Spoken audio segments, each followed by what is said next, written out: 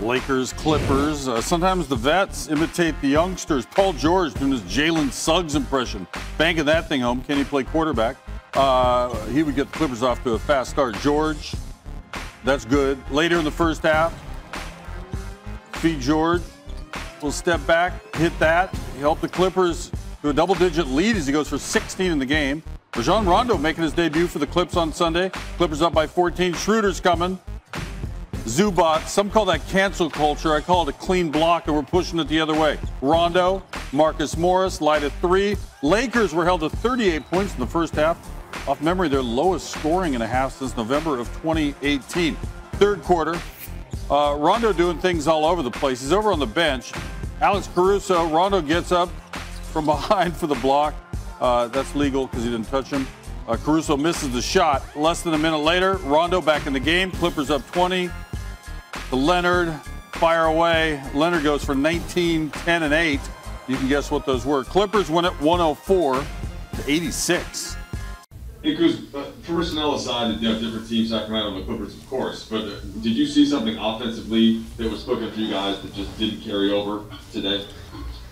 Yeah, I think we didn't do a good enough job of playing togetherness basketball on the offensive end. I think that was probably the number one thing that really stood out from Sacramento to the Clippers. I think that, for us during this time, if we're going to have a shot to win games, we have to play and trust the next guy on our team. And I don't think that was the case. I think in the Sacramento game, we did a great job of getting off the ball and hitting the open guy. And tonight, I don't think we had too many of those drive and kick 3 opportunities that you saw during the Sacramento game. So, I think that was the difference. And then, Chris, how do you look ahead at this 5-game trip in terms of opportunities to win games? And it sounds like you're likely going to still be without LeBron and AD. We'll see about Drummond and Wesley Matthews. But what's the overall mindset looking ahead to these 5? I mean, we just got to get back to what we did. If you look back at those 3 wins that we had so far, it starts with playing the right way on offense. Defense never worried. I think we've done a pretty good job of every game we played outside of maybe one game from a defensive standpoint. Even tonight, we held them to 104 or whatever it was.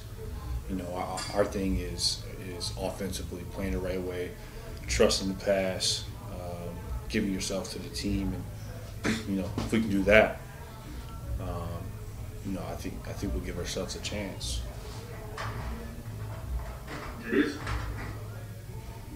Kyle, how do you look ahead to this 5-game road trip coming up based on where you are and obviously, as Mike mentioned, the personality not being at full strength? I kind of just said it. I think where we're at, we got to, just play the right way on the offensive end. Like I said, defensively we'll be all right. We'll compete. We'll challenge most opponents, but offensively we got to find ways to play together and put points on the board. We can't win games scoring 80s in the 80s and 90s. We got to, figure out ways to, incorporate everyone and everyone get the ball, touch it, and have opportunities to score. Thanks, Kyle. And Wiki? I think I asked you earlier in the stretch about kind of the lumps that you thought this team would take and stuff like that. How has it been kind of what you expected without LeBron and AD? Has there been anything that surprised you? Has there been anything that you think you guys have been able to do pretty well just during the stretch? I think, trying to find something positive out of the stretch is from a defensive standpoint. I think we've, done a solid job on that end. Obviously not being the number 1 defense, but, we've held a few opponents to under 100 defensive rating. That's something that is going to carry over. And, I think that's the positive out of this. So. Have you looked at standings at all during the stretch and kind of where you guys are at? And is that a concern at all? No. I don't even know where we're at right now. Where are we? Don't know. Fourth or fifth or something like that. Oh, nah. I haven't really paid attention to it, honestly. All right, Kyle. Hey, Kuz, you guys talk a lot about X-Men mentality, where you guys are at injury-wise. I mean, there's not a lot of X-Men for the guys who are playing right now. Does that sort of have a weight to it, knowing that you guys are sort of the last line of defense, and does it feel a little mentally grinding at all, or where are you at with it? No, I don't think it feels mentally grinding. I think that, obviously every game you see, when you see someone out, it's like, damn, because, you always want your teammates to be there. And as individuals, for the guys that are hurt, you want to be able to be available for your teammates. So obviously it's, it's not good. It's definitely not good. But at the same time, these are the cards that we're dealt, and, we got to figure it out. We got to figure it out from us, figure it out from the coaching staff to put us in the right position, and we got to go out there and execute and do our jobs as well. So, can't pity on it. Can't have a pity party. We have time for one more, please. Let's go to Nick Hamilton.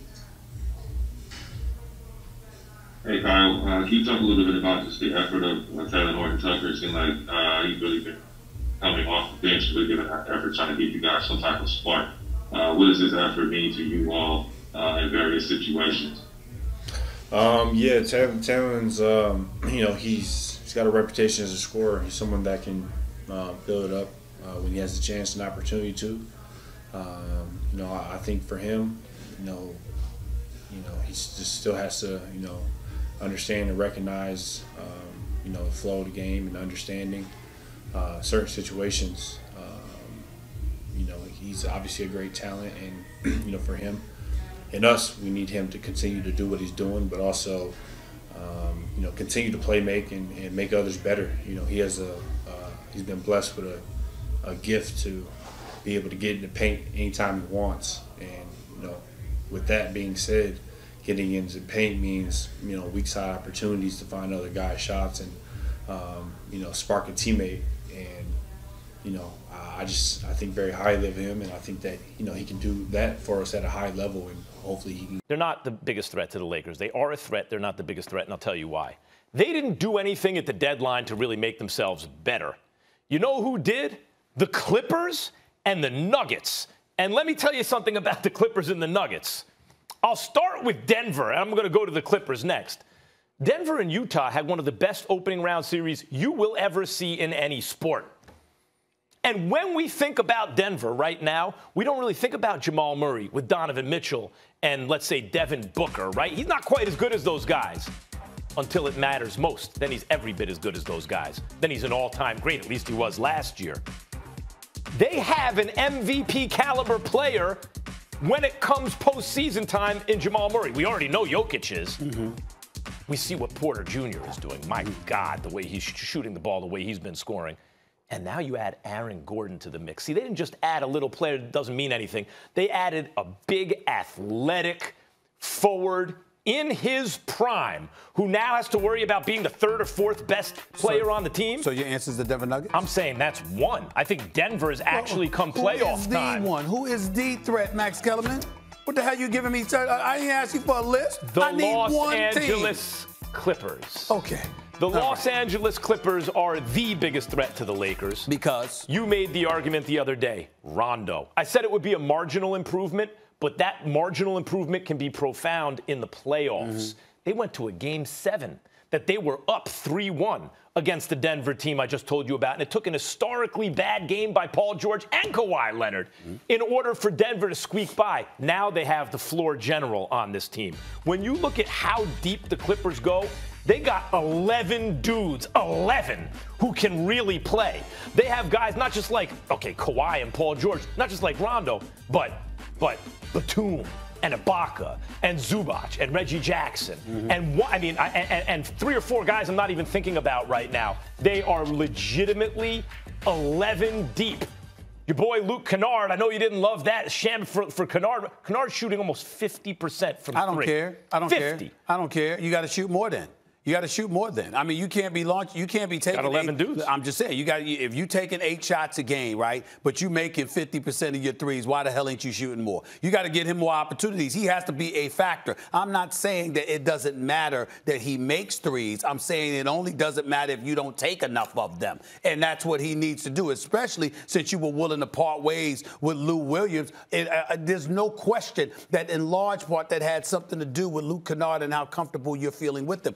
Lou Williams, you talk about a perennial 6th man of the year, and you ship him out. It was never the same since Ty Lue became the coach there. Lou Williams' minutes diminished. He didn't seem as aggressive and as involved and as much of a focus offensively for the Clippers. That's because of Luke Kennard. I got to see Luke Kennard jack up some more shots and take over games offensively the way I've seen Lou Williams do in the past before I'm sold on his arrival in Los Angeles with the Clippers.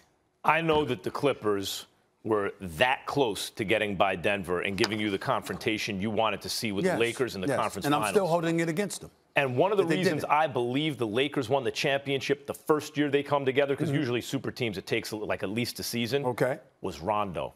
Playoff Rondo is real. So they had 2 guys in the regular season, and in the postseason, they had 3 All-Stars and another floor general to go with LeBron James. That dude's on the Clippers now. Well, you know what a lot of people miss about Rondo, to make your point, to accentuate your point, is this.